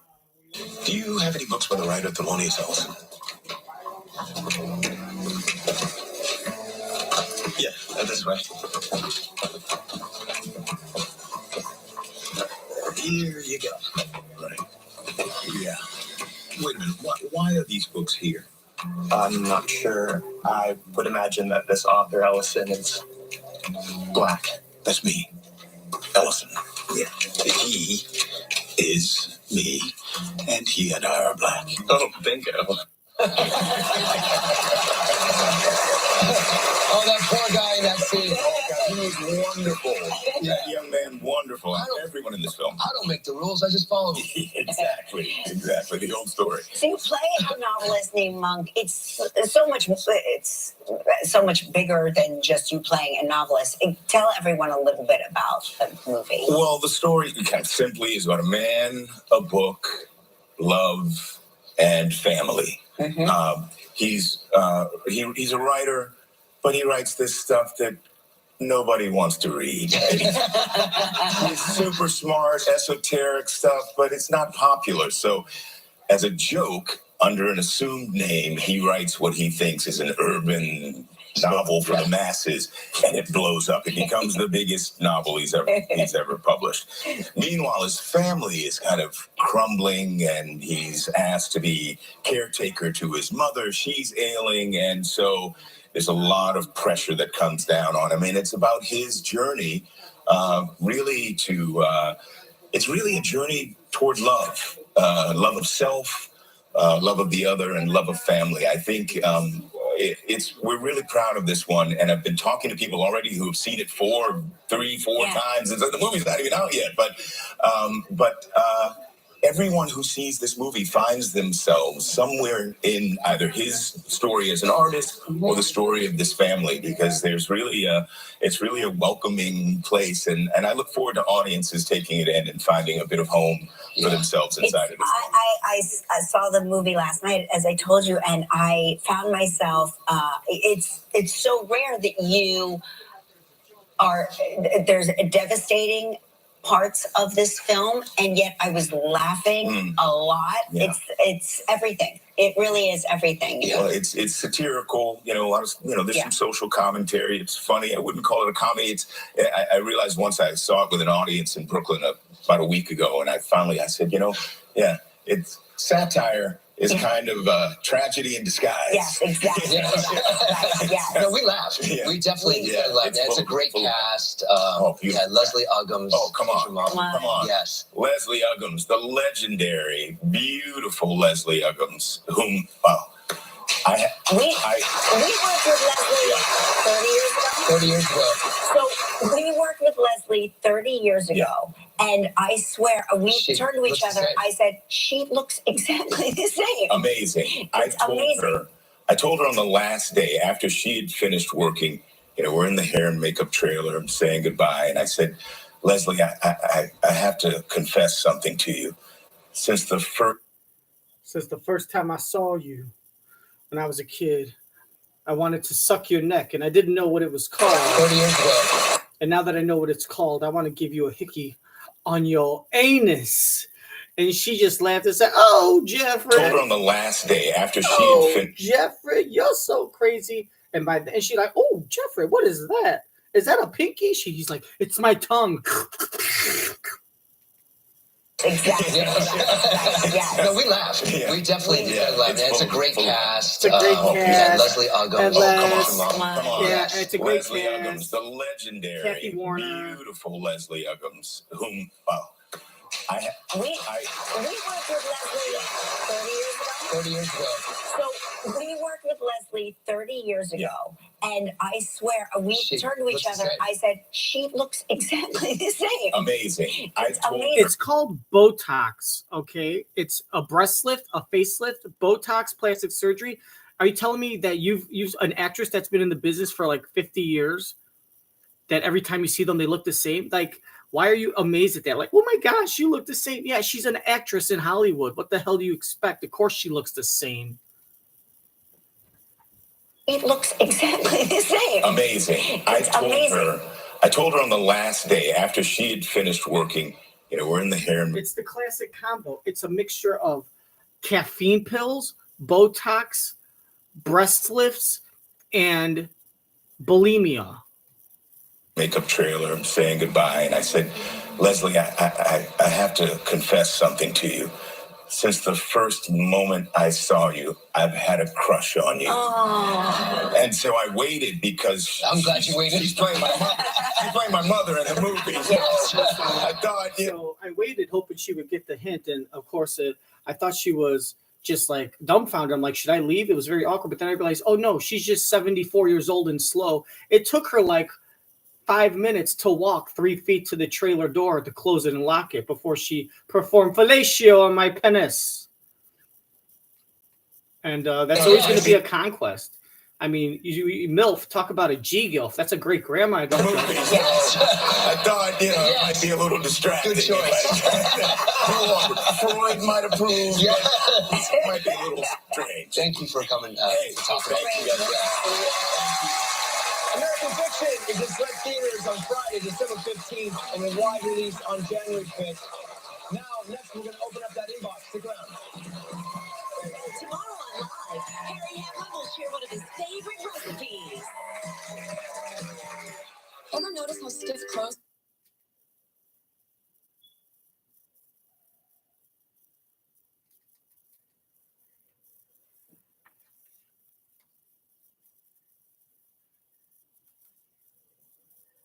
Oh, penny cake's the keyword. You guys can win.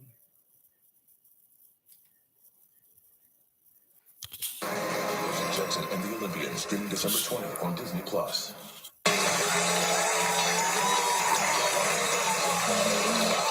Welcome back. With the holiday season in full swing, families are looking forward to getting together, celebrating their favorite traditions. We've partnered with Penny Cake, a Chick-fil-A original brand, and we've asked viewers to share their favorite holiday family pastimes for a chance to win, listen to this, $5,000 plus a Penny Cake Games prize bundle. Here are some of the entries that are not necessarily the winners. Okay.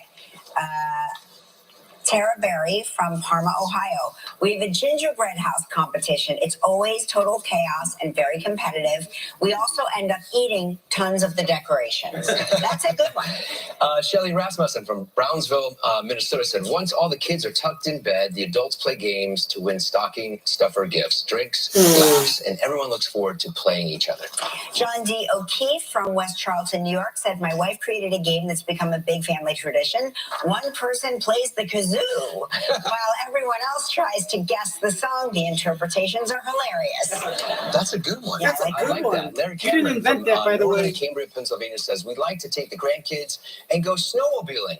After a day of riding trails, we make a campfire and toast marshmallows. Oh, that's nice. That's really nice. Melinda, I invented it. Everyone wants to claim stake that they invented stuff that's been around for decades, if not centuries. person plays the kazoo while everyone else tries to guess the song. The interpretations are hilarious. That's a good one. Yeah, I like that. Larry Cameron from northern Cambria, Pennsylvania says, we'd like to take the grandkids and go snowmobiling. After a day of riding trails, we make a campfire and toast marshmallows. Oh, that's nice. That's really nice. Melinda Swedenberg from Palmyra, Virginia said, when I was a young adult, we would play charades.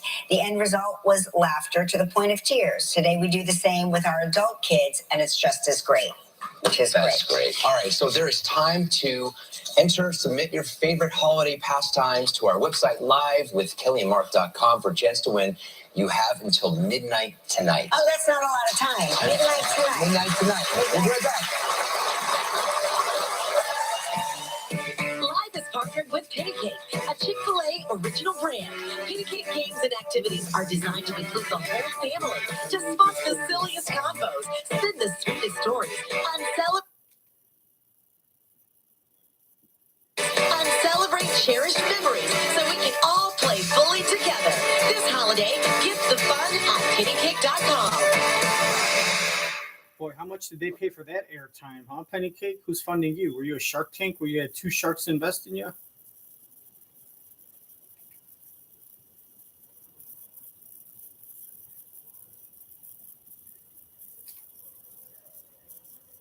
That's beautiful, isn't it? I wanna go and make you scream. Baby, come and ride me like a sex machine. Truly delicious Blue Buffalo treats. I wanna go and make you moan.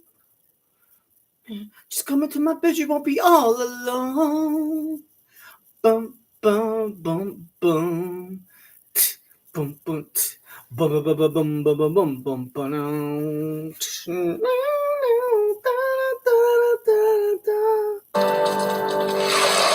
Hey! Patricia Conway from Ocean Gate, New Jersey said her husband says a 50-year-old plant is outgrowing the house and his piano. Take it out. That's amazing. That's beautiful, isn't it? Also, Athena Chorus Vengos from Auburn, Massachusetts said, certain cultures have absolutely no time limitations to dinner. When in Greece, dinner can last up to 5 hours. You might as well just bring a carry-on and stay. Tomorrow's show, Sydney Sweeney will be here. Harry Hamlin will be here.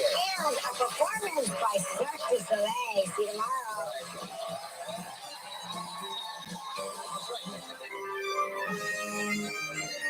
So the question I have is, what time do you think those Greek dinner starts?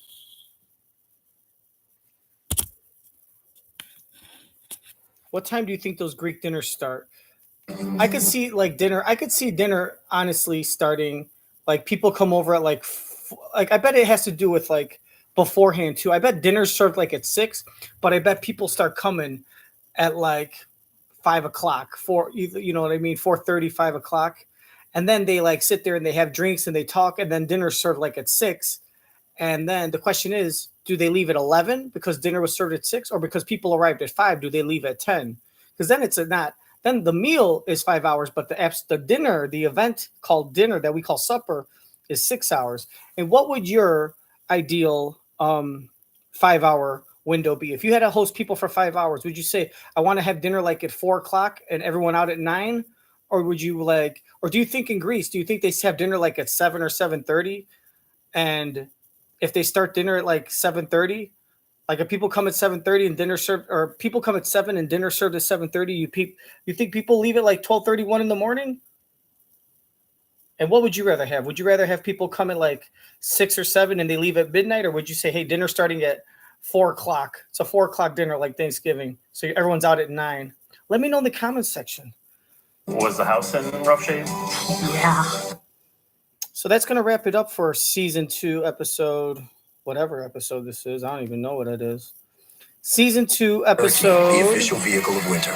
68 from December 11th, 2023. Season 2 episode 68. Thanks to my guest, Mark Wahlberg. Hey, thank you very much for having me, man. It was great. Like I flew here from Las Vegas to New York on a private jet. And now I don't have to go back home to LA. It's a shorter flight back and forth. I save money. You know, I had a 9-bedroom. I had a 9-bedroom, 12-room, 5-bathroom house in Los Angeles. Cost me $14 million. Now, now the same bedrooms and the same bed in Vegas, it's only like a $6.5 million house. So my $14 million. So for $14 million, I got 9 bedrooms, 15 room, 9-bedroom, 4-bathroom house. Now I just bought. So now I sold it and I took the $14 million, and I got like a 3-floor, 15. I got like a 3-floor, 14-bedroom. It's got like 60 rooms. It's like the fucking Buckingham Palace, man. It's great. I got a horse farm for my daughter because I just buy her whatever she wants. She wants to be a horse because that's what all of her rich friends at school do. Sure, darling, you can ride a horse. What do you want to name it? I want to name it Daddy Sucks. That's a great name, darling. I love it. Is it Sucks with an X like SUX?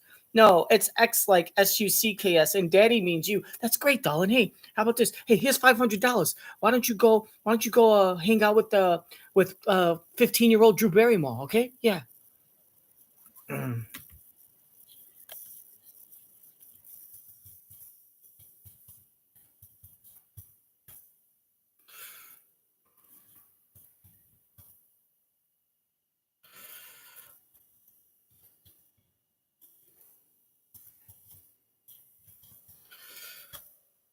All right. So Mark Wahlberg, thank you. Jeffrey Wright, congratulations on your Washington team getting new ownership. Maybe they'll actually move to Washington instead of playing in Maryland. So that's it. Signing off. Thank you so much.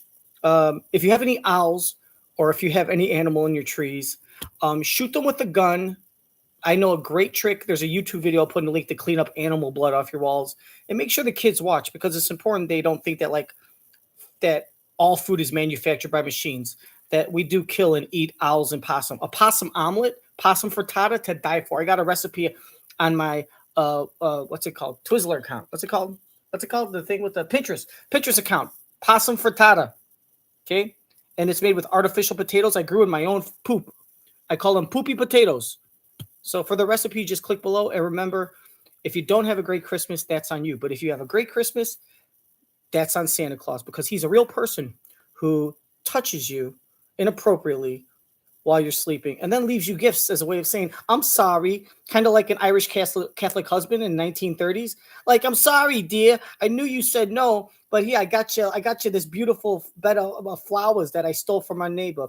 Now make me some mashed potatoes, yo wench.